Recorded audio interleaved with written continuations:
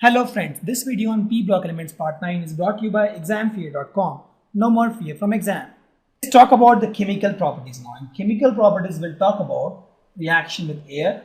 We'll talk about the reaction with hydrides, oxides, hydroxides. We'll talk about the aqueous solutions. We'll talk about the reaction with acids. We'll talk about the reaction with base. And we'll also talk about halides. Let's start with the reaction with air. The first property says that the boron is unreacted in crystalline form, but in amorphous form, it is on heating it forms B2O3. So if you see, there are two forms of boron. One is the amorphous, one is the crystalline. Amorphous looks like this, and the crystalline looks like this. So this guy is unreactive, but this guy, if you see, right, it is just kept outside. It's unreactive. This guy is kept in a glass in the bottle because it's a little reactive. And once you heat air, it gives B2O3. So the reaction goes like this. You have boron, you react with oxygen, you get B2O3. You write a balanced reaction for this. This is the reaction I have. The second one is the aluminium. Boron is done. For aluminium, it forms a thin layer of oxides on the surface which protects the metal from further attack. So if you react with oxygen, what happens is the aluminium itself forms a quick aluminium oxide coating, and which helps which protects aluminium from further corrosion. And that's why it is used in metal also, in utensils also, because it reacts, but the moment it reacts, it forms a layer, and that layer itself is protective. So the reaction is like this. We have aluminium, you react with oxygen, you give Al2O3. This is the balanced reaction.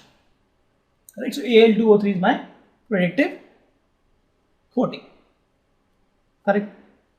With dinitrogen at high temperature, aluminium and boron reacts to form nitrides. We'll see the reaction here. So I have boron plus nitrogen, it gives Bn. I have aluminium.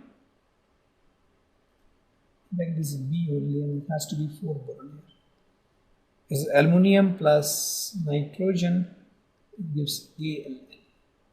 This is my reaction. So boron and aluminium and react with nitrogen gives boron nitride and aluminium nitride. And this boron trioxide is acidic in nature. Please note, it's acidic in nature.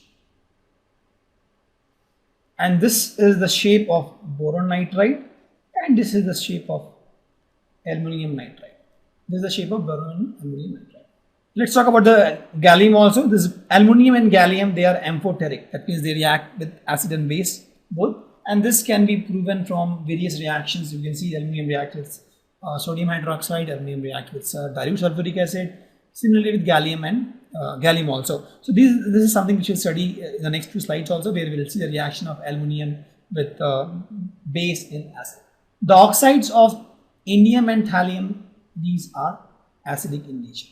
Sorry, basic in nature. These are basic, these are amphoteric, and this is acid.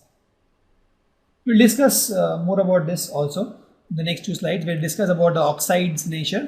So we'll talk about the increasing nature of increasing basic nature of the oxides, where we'll see that the boron oxides, since it is a non-metal or metal, it's acidic, then it becomes amphoteric, and becomes basic. Right? So if you don't understand these 3 points, just hold on, be patient. I'll touch upon these 3 in the next 2 slides. Let's talk about the hydrides, reaction with hydrogen. Boron typically don't react with hydrogen directly, but we can find the hydrides exist in this form MS3 by indirect reaction, because they don't react with hydrogen. For example, you have this boron and you react with hydrogen, will not be any reaction, right? But if you react, you can produce this hydride indirectly. You can take this boron halides or this boron fluoride here, you react with sodium hydride 450 Kelvin, and you get this B2H6. And the boron hydrides are called boranes. We will study more about this boranes. And B2H6 is the simplest hydride, and it is pretty unstable actually. This is unstable, but it is the simplest boron hydride. It's called borane. Correct. The next we'll take aluminium. Aluminium also forms AlS3. It is colorless solid. It is solid because it has a structure, and because of this, Al H bridge, it is solid. So this is my aluminum and these are my hydrogens here. So it forms the bridge actually, and because of the bridge structure it is solid. As I told, the whether it is solid, liquid or gas, or what is the melting and boiling point, those things depend a lot on the structure, right? So if it has Al bridge, and because of this it is colorless solid. Aluminium also forms a complex hydride, LiAlH4. It's a very strong reducing agent. It's very used widely in the industry, so we'll discuss this. And how to form this complex hydride? So what we do is you take lithium hydride and you react with aluminum chloride in ether, you get lithium aluminum hydride, and you get lithium chloride also. You can balance this if you want.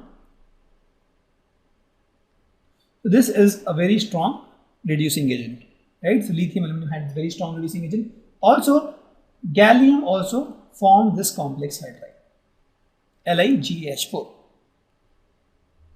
correct? And these hydrides are weak acids. They are weak acids. For example, why weak acid? Weak Lewis acids. What are Lewis acids? So Lewis acids are nothing but the one which accepts lone pair. I'll write here. Lewis acid are nothing but which accept lone pair. Correct? This is the definition we have studied in the first few chapters. It accepts lone pair.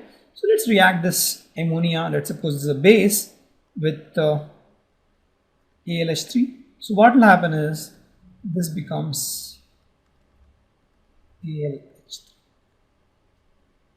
Why? Because this guy is a Lewis acid.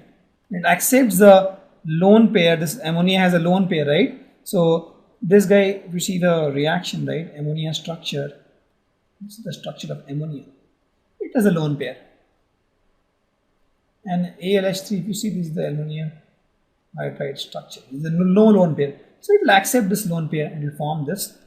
Okay. So if you see, aluminum has how many electrons? 6 electrons. 1, 2, 3, 4, 5, 6. It needs 8 electrons to be happy. So it will accept the lone pair from ammonia. And they are called Lewis acid. And they are very weak Lewis acid. Let's talk about the oxides and hydroxides. The statement says that the nature of oxides and hydroxides turn more basic as we go on. So this, we go down the group, it becomes more basic. The question is why? Before we understand this, let's take an example. If you see, the boron trioxide is acidic. Oxides are acidic. Aluminium and gallium oxides are amphoterite. And then if you see, the indium and thallium oxides are basic. And thus this proves that the moment you go down, it becomes basic. But the question is why? The reason I will write here, see, the moment you go down, what happens is the size increase, right? The go down, as we go down, size increase. Size increase, that means ionization energy decrease because it's easy to pluck electron, right? IE decrease, right? Easy to pluck electron.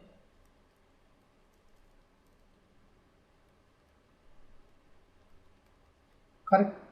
See, boron in plus state, or aluminium in plus state, or gallium in plus state, or indium in plus state, which one is easier? These guys, these can become easily in plus states, right? Then these guys, then these guys. Why? Because size is increasing, so they can easily lose electron and they can always become metal plus ions. Correct? So, since they can easily become M plus ion easily, become N plus ion easily as we go down the group, right? So the strength of MOH or MO bond, strength decrease, that means, correct?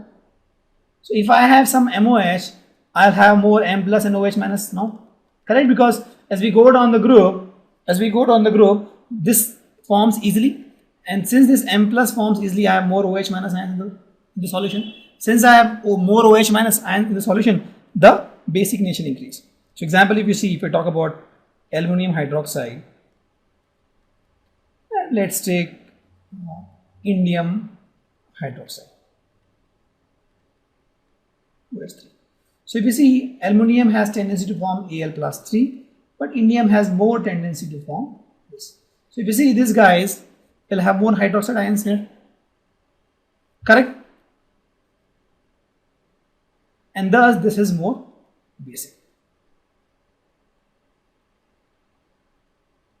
As we go down, the size increase, the tendency to form M plus ions increase because the electronic ionization energy decrease.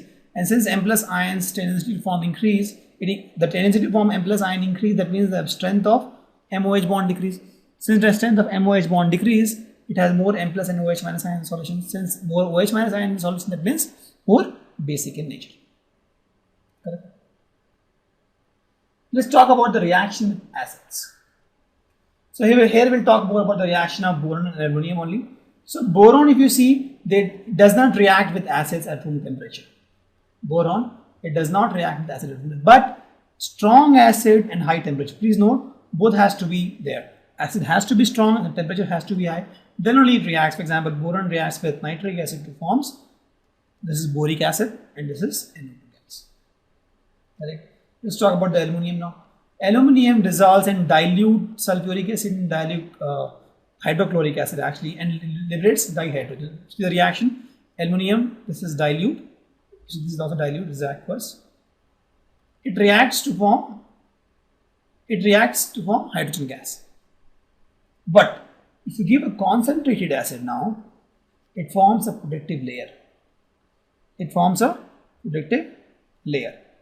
So it forms Al2O3 protective layer, and this layer helps in further reaction. Correct? So please note there is a difference here. In concentrated, it doesn't react properly because it forms a layer, but in dilute, it reacts properly. It is as good as I have heard this story that if you keep a frog in a water and if you heat slowly, right, the frog won't realize and the frog will die.